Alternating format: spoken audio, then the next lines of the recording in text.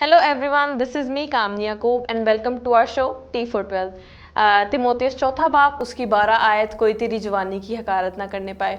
तो जैसे कि आप लोग जानते हैं कि हमारा ये जो शो है ये यूथ बेस्ड शो है और हमारी हर दर्जे तक कोशिश होती है कि हम लोग अपनी जो यूथ है उनको इस शो में लाएं ताकि आप जैसे जो बच्चे हैं वो इस शो से इंस्पायर हो जाएं और आपको थोड़ी बहुत मोटिवेशन मिल सके।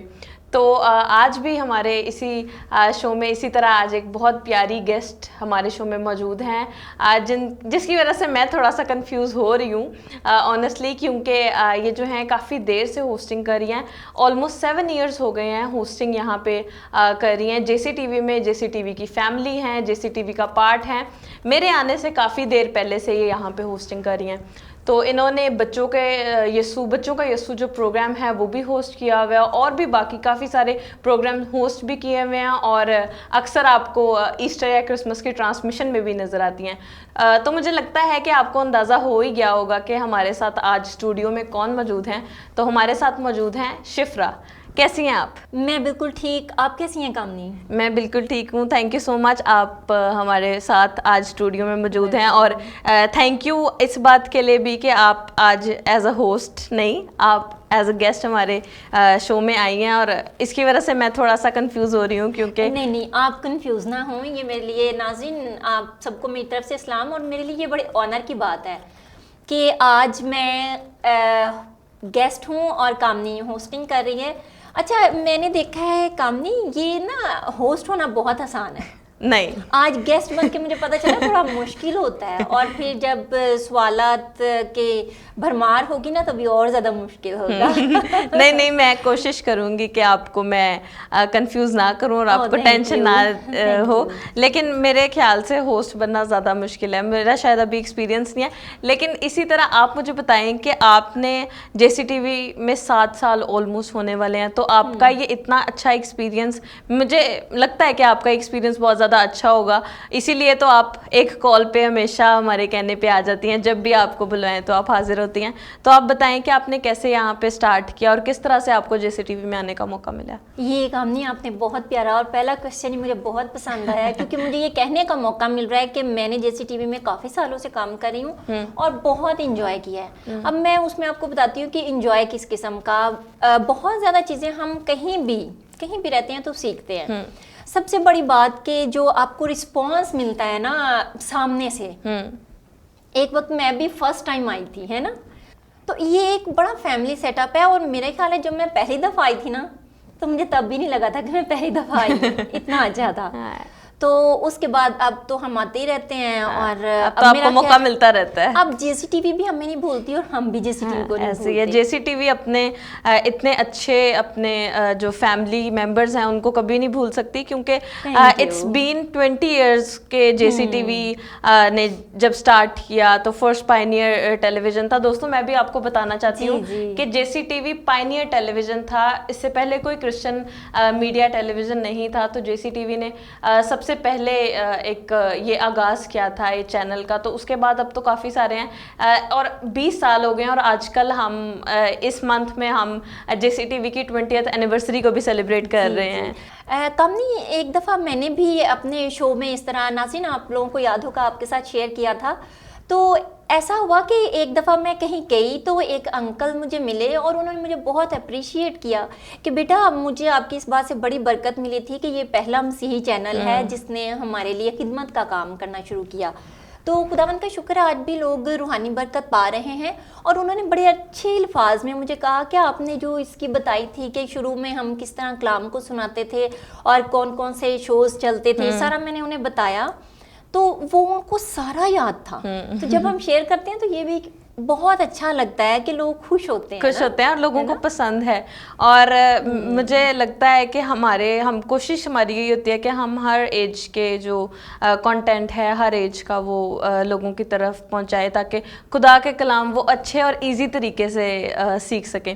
तो मैं आपसे ये पूछना चाह रही थी कि जैसे हर बंदे की लाइफ में एक खुदा के साथ इनकाउंटर होता है, खुदा की लाइफ मतलब एक बंदे के लाइफ में खुदा का एक बुलावा होता है। तो आपकी लाइफ में किस टाइम वो ऐसा मौका आपको मिला कि जब आपका खुदा से इनकाउंटर हुआ या खुदा ने आपको अपनी तरफ बुलाया? हाँ जी, ये एक वाकई ही बड़ी पावरफुल बात है और हम सबको जिसके पास नजात का इल्म है, नजात की बरकत है, उन सबको शेयर करनी चाहिए। तो थैंक यू वेरी मच, आपने बहुत ही अच्छा क्वेश्चन किया कि मैं अपनी निजात के बारे में आप लोगों के साथ भी शेयर कर सकूं, कामनी के साथ भी शेयर कर सकूं। मैं बहुत छोटी थी जब मैंने खुदा को कबूल किया। ग्रेट।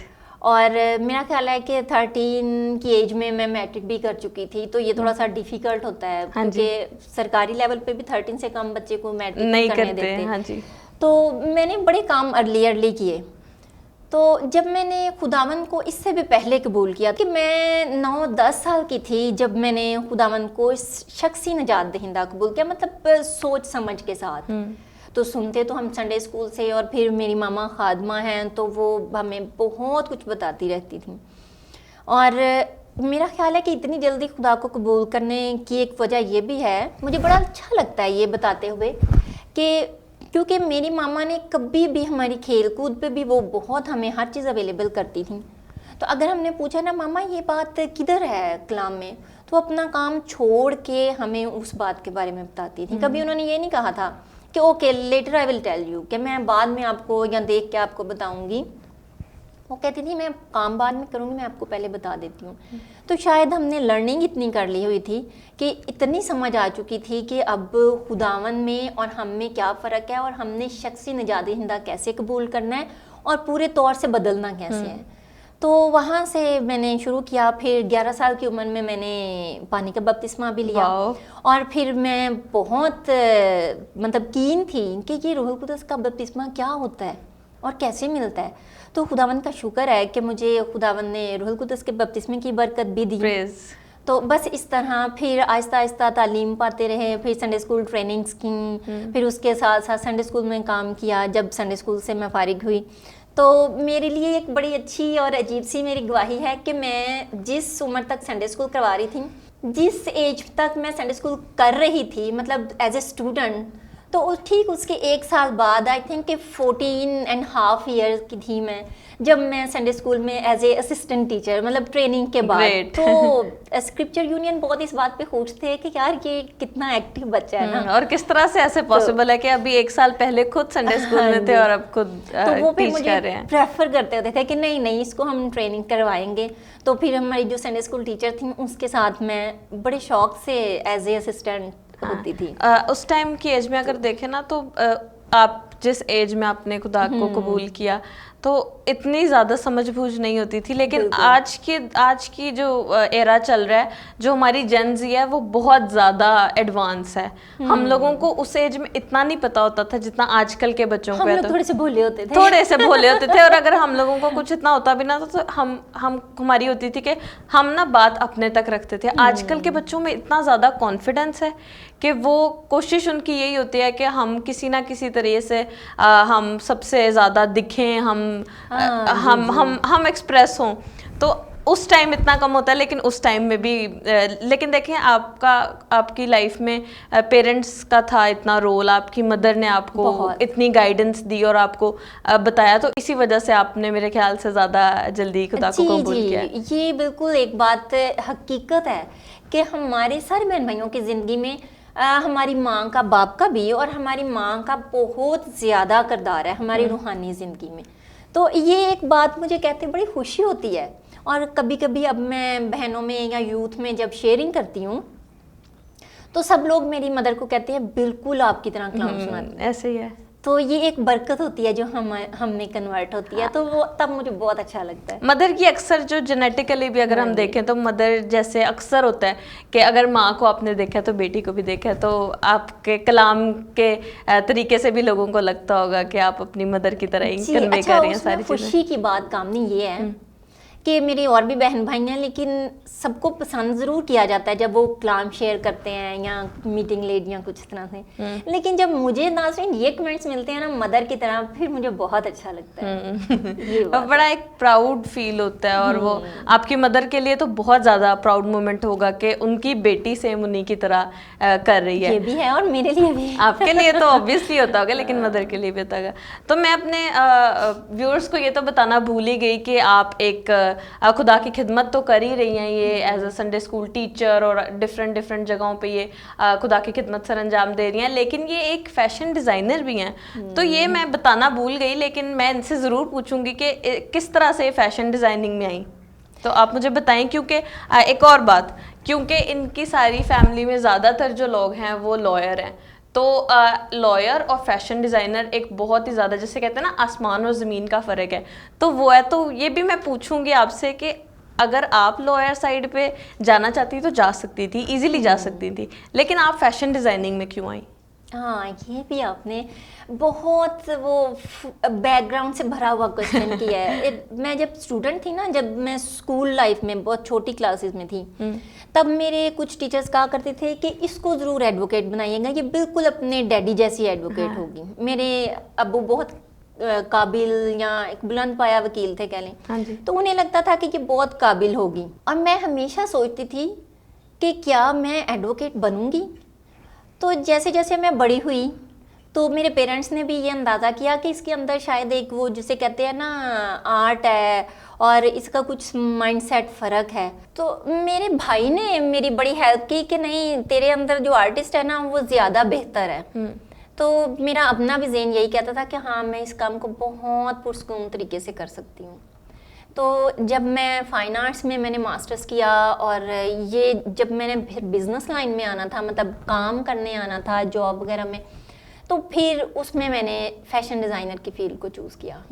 उसके बाद मैं इसमें बड़ी कामयाब हूँ और बहुत अच्छा सब चल रहा है। तो मेरा ख्याल है कि मेरे अंदर ना कुछ ऐसा कीड़ा था कि मेरे घर वालों ने भी सोचा कि नहीं नहीं, ये इस फील्ड में उन्होंने कहा कि ज़बरदस्ती नहीं करनी चाहिए, क्योंकि अगर एडवोकेट बन भी गई तो बहुत ही ज़्यादा खराब काम करेंगी। हाँ जी, मेरे टीचर्स को शायद लगता था, या मेरे पेरेंट्स को भी ऐसा लगता था कि मैं बहुत वाइजली करूँगी केसेस को हैंडल, लेकिन शायद कभी कभी हम में कुछ और भी दो तरह के गट्स होते हैं। ऐसे ही है, तो शायद जो दूसरी तरह के गट्स थे वो ज़्यादा पावरफुल थे। और खुदा का आपकी लाइफ में शायद कोई ज़रूर बेशक कोई अच्छाई ही होगी, कोई अच्छी बेहतरी ही होगी जो खुदा आपको उस लाइन से इस लाइन में लेके आए। तो ये भी एक बहुत अच्छी चीज़ है। और आजकल बच्चे अक्सर फोर्सफुली कहते हैं कि नहीं हमने ये करना है तो हमने यही करना है, या पेरेंट्स अक्सर बच्चों को फोर्स करते हैं, लेकिन हाँ, लेकिन जो चीज़ खुदा की तरफ से आपकी लाइफ में लिखी गई है वो होना लाजिम है,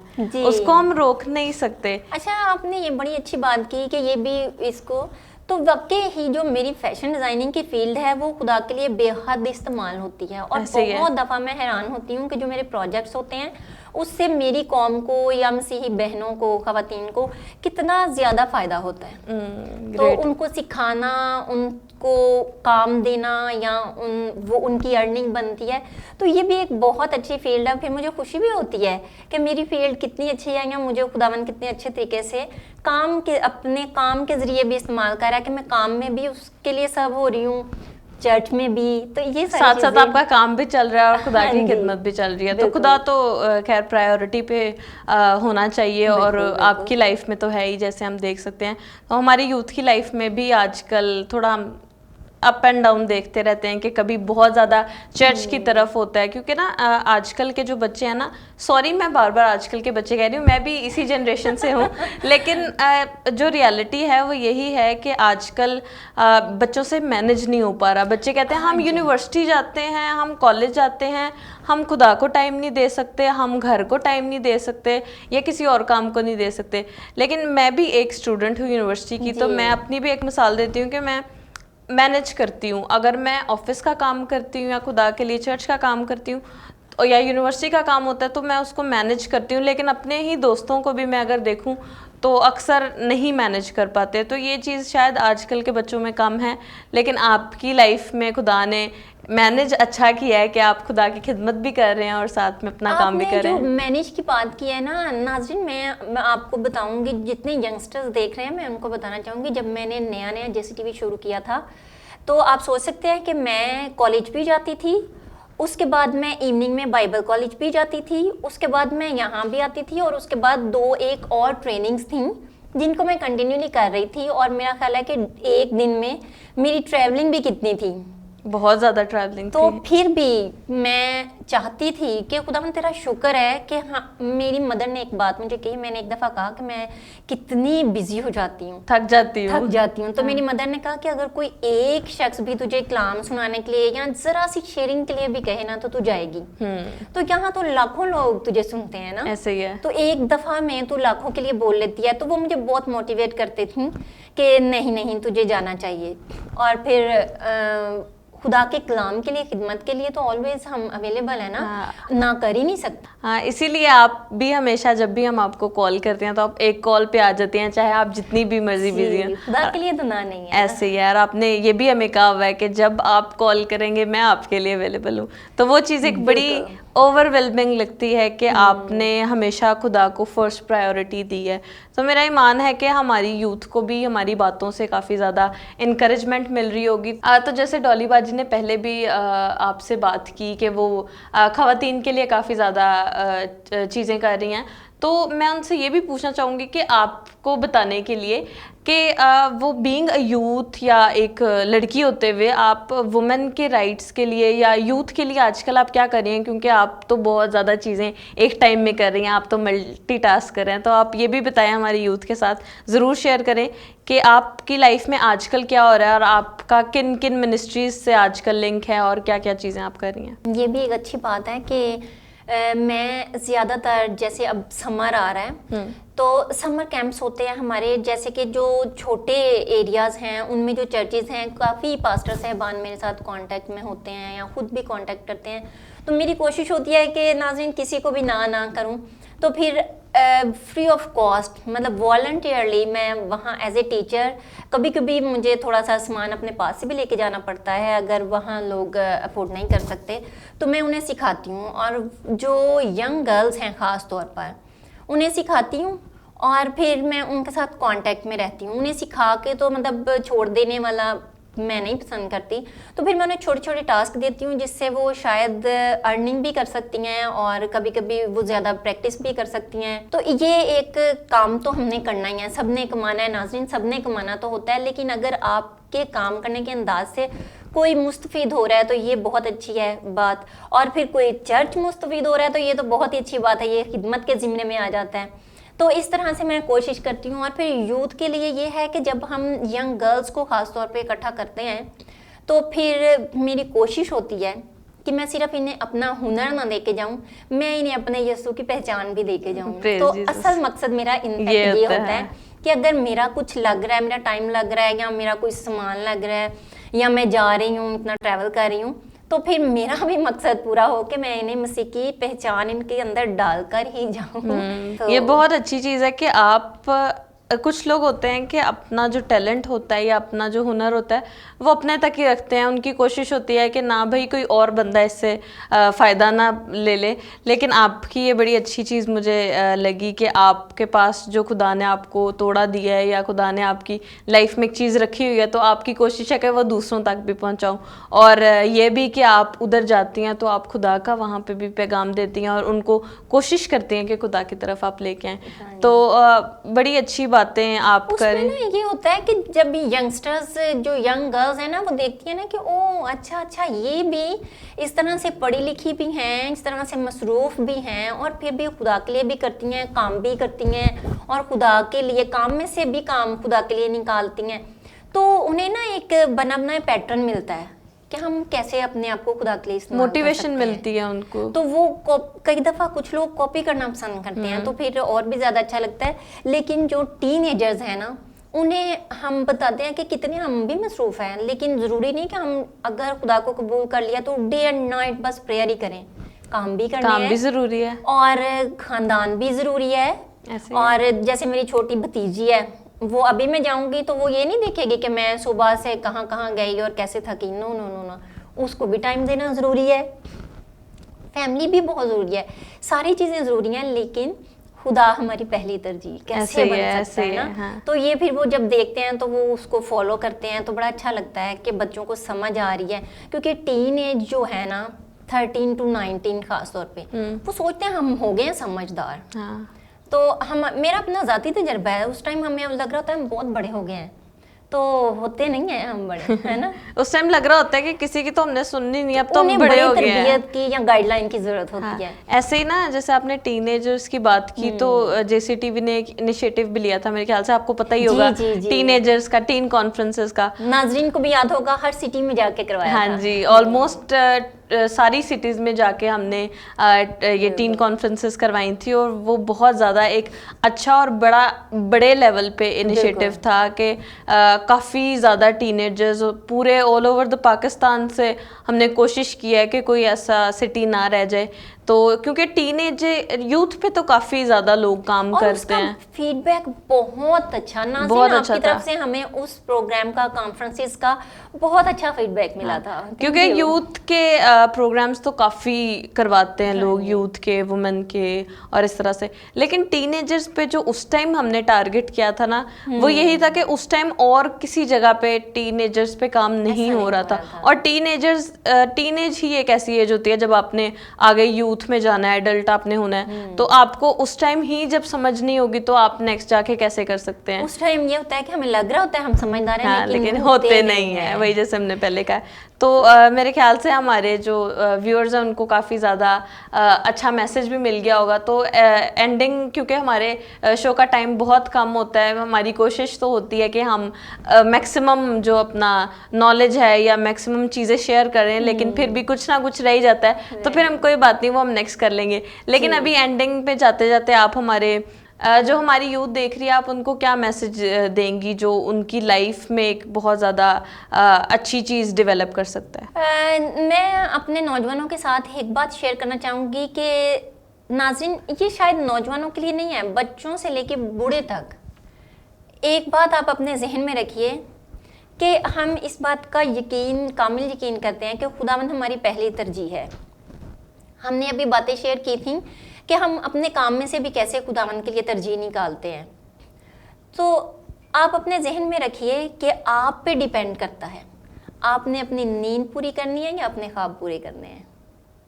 तो ये आप पे डिपेंड करता है। बहुत सारे नौजवान पसंद करते हैं कि हम अपनी नींद पूरी करेंगे, तो जो नींद पूरी करते हैं फिर ख्वाब रह जाते हैं। ऐसे ही ये एक बहुत ज़्यादा कैची और एक बड़ा अच्छा, मुझे तो स्लोगन वाली फील आ रही है कि नींद पूरी होगी या ख्वाब पूरे होंगे। क्योंकि अगर हम नींद पूरी करेंगे तो ख्वाब तो ऑब्वियसली रह जाएंगे, और जब हम ख्वाब पूरे करेंगे तो नींद तो भूल ही जाएगी। अच्छा, एक और बात, मुझे मेरे घर वाले भी कभी कभी, अगर कभी मैं दिन के टाइम सो जाऊं तो मेरी मदर कहती हैं कि उसको नहीं जगाना, इसलिए कि वो हमेशा कहती हैं तू तो बहुत कम सोती है। लेकिन मैंने अपनी लाइफ में तजर्बा किया है कि अगर मैं सोती हूँ तो फिर मैं हमेशा रिकॉल करती हूँ, ये काम भी रह गया था, वो काम भी रह गया था। लेकिन अगर मैं कम सोती हूँ तो मैं सेटिस्फाइड बहुत होती हूँ कि काम सारे मैंने कर लिए। अगर बंदा सेटिस्फाई हो जाए ना, तो जो थोड़ी नींद भी होती है ना, वो बहुत ज़्यादा हाँ अच्छी नींद आती है और आप रिफ्रेश रहते हैं सारा दिन। तो आई होप कि आज के जो हमारे जो हमने काफ़ी ज़्यादा रिच डिस्कशन किया है, तो हमारे जो यूथ है उनको भी काफ़ी ज़्यादा इससे इनकरेजमेंट भी मिली होगी और काफ़ी ज़्यादा चीज़ों को की समझ भी आ गई होगी। क्योंकि हम लोगों ने बीइंग अ यूथ हम लोगों ने कोशिश की है कि हम इजी तरीके से बता सकें। तो आई होप कि आप लोग हमारे प्रोग्राम को पसंद कर रहे होंगे, और आपका फीडबैक हमारे लिए बहुत ज़्यादा ग्रां कदर होता है। तो आप कोशिश कीजिए कि हमारे जो यूट्यूब चैनल है JCTV पाक, उसको सब्सक्राइब करें, और जब हमारे प्रोग्राम्स देखते हैं तो उसके नीचे कमेंट्स करके ज़रूर अपना फीडबैक दिया करें, ताकि हमें पता चल जाए कि हम लोगों की क्या लैकिंग्स है। क्योंकि कोई भी बंदा कभी भी परफेक्ट नहीं हो सकता, हमेशा गुंजाइश रहती है किसी ना किसी परफेक्शन की। तो हम कोशिश करेंगे कि आप जो हमें फीडबैक देंगे हम उसको ज़रूर अपने इस प्रोग्राम पे इम्प्लीमेंट करें। तो मिलते हैं नेक्स्ट एपिसोड में किसी नए टॉपिक के साथ, तब तक के लिए बाय बाय।